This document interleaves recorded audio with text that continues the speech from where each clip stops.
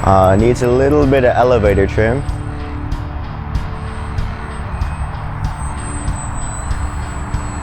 And a bit of aileron. Ooh.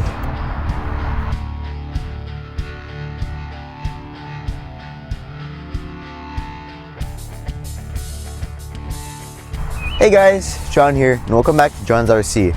And this is the Durafly Micro Tundra. Now, we purchased this off of Hobby King for a really good price. They have this little Micro Tundra for sale, or not for sale, it's just listed for $86. And for a micro that looks this good, that's a steal. So I'm gonna do a little overview and then we'll do a main flight. So you can see here, it comes in two schemes.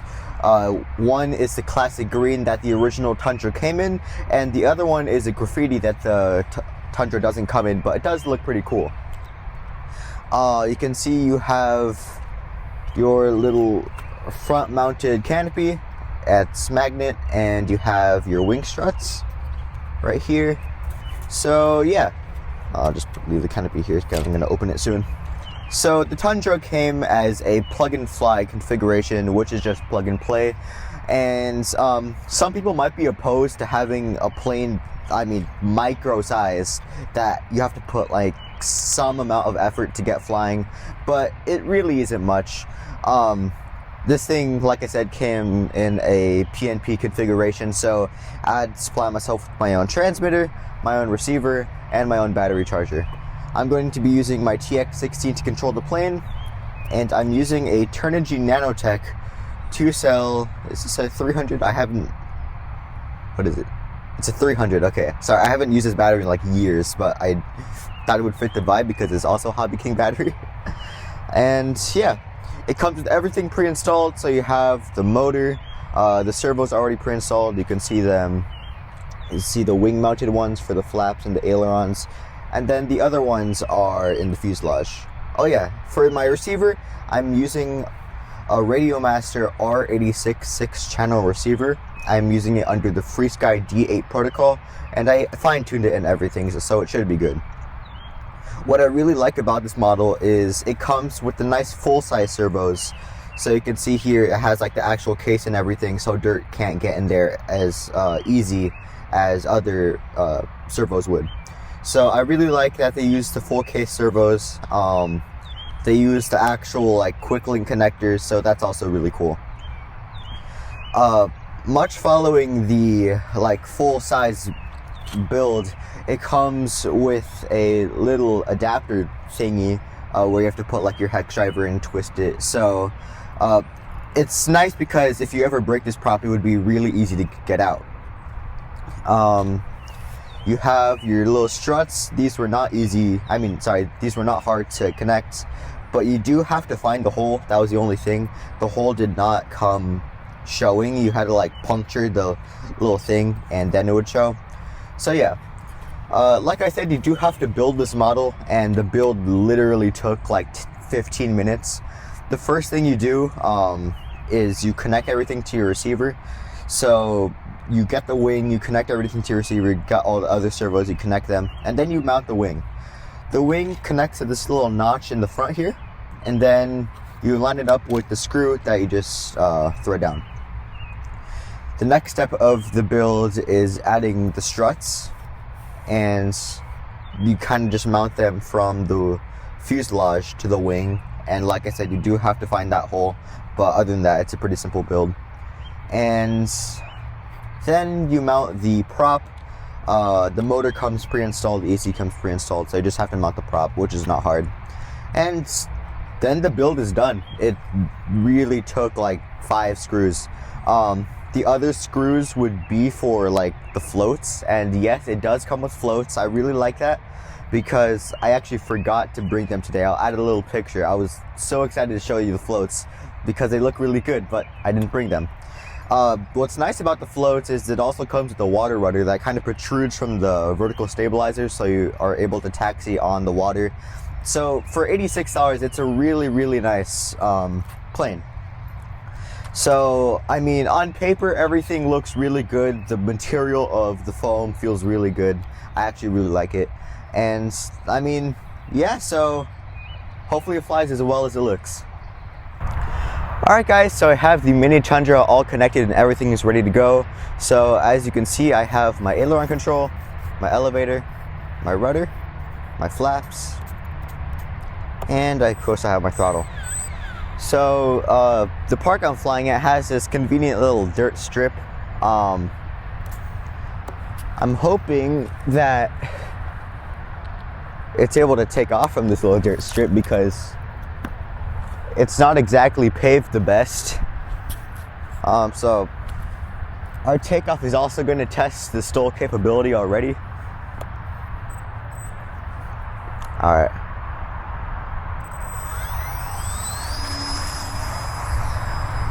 Okay, Tundra in the air.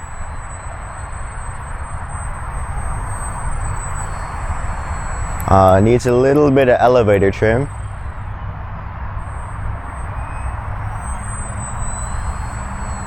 And a bit of aileron. Ooh. Alright guys, so this is going to be flight 2. As you saw from the first flight, I kind of stalled out there. And the reason for that was my elevator throw was way too high.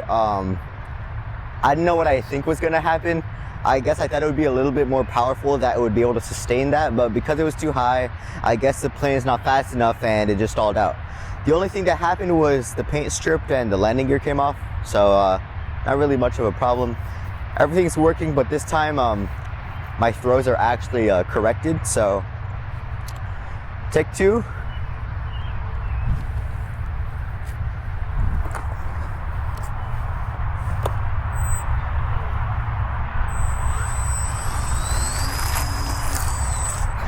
Okay.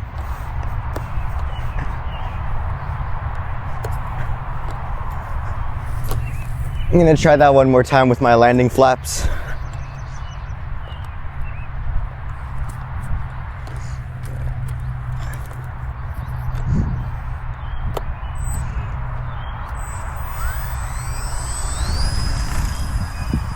And we're up.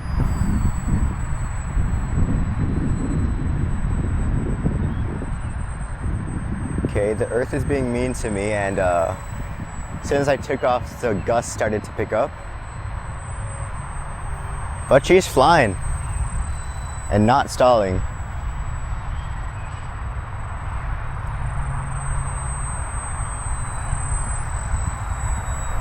Very nice little model.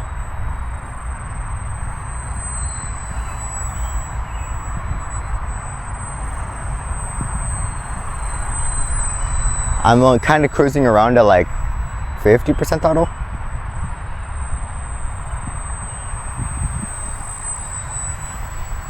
Let me give you a full throttle pass.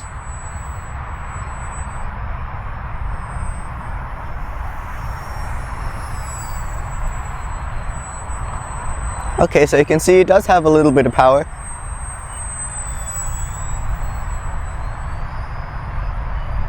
As you can see, looks like it wants to wing rock a lot when you try and put it in a vertical thing. Let's try that again. Yeah, there's like barely enough power there to hover.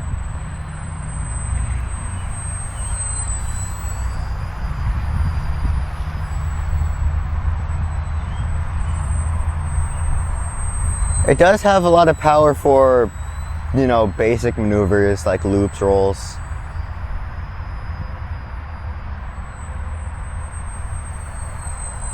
She's very nimble, I can tell you that. I mean, that was right off the product page. Because of a bit of a weaker power system, it's able to be flown in a very tiny space with not much correction or any input. You kind of just need to be on that rudder and just point the rudder anywhere and help it with the ailerons, and I mean, you're good. I'm gonna turn this way.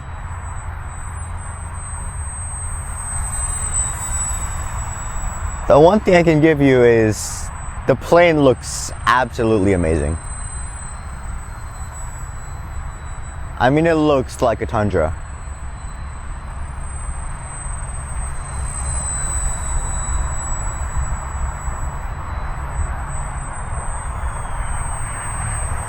Do a low pass.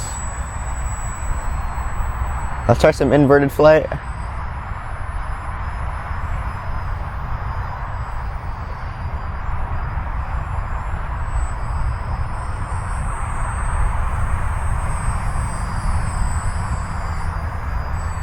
It needs a bit more elevator input, not much.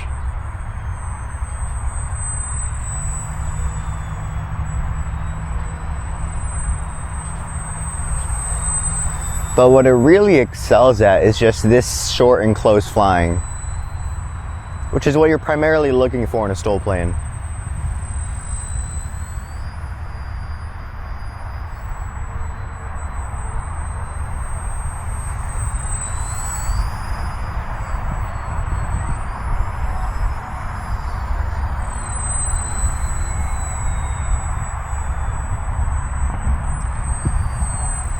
Stalled again. I'm just not used to these characteristics. But I mean, the plane's awesome.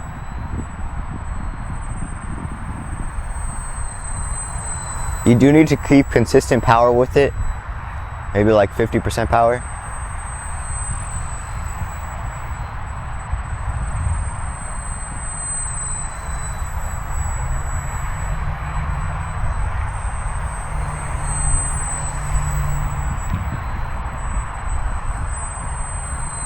Let me bring the flaps down. Let me put a bit more power, but I think now it should be able to turn even tighter.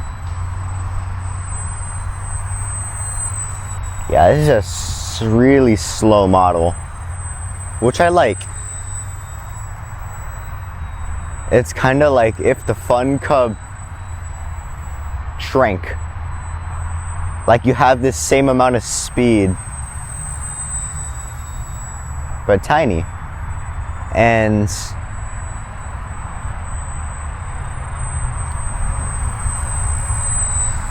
I mean, yeah, it's a really, really nice model.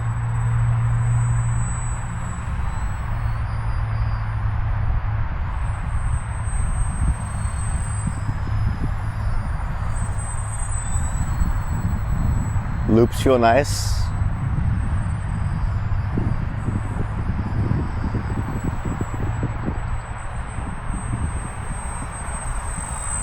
With the rolls, it is a bit tricky because you do need some like rudder input and a bit of elevator to keep it in a straight roll.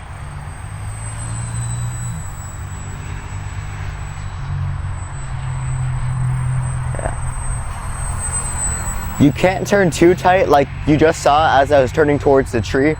You can't turn too tight when you're slow or else you just stall out like that.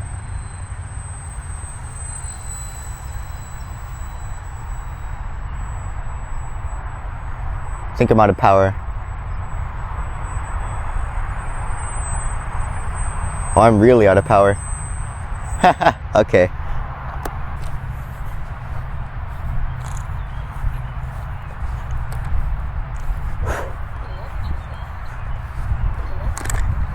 Go ahead and disconnect the battery.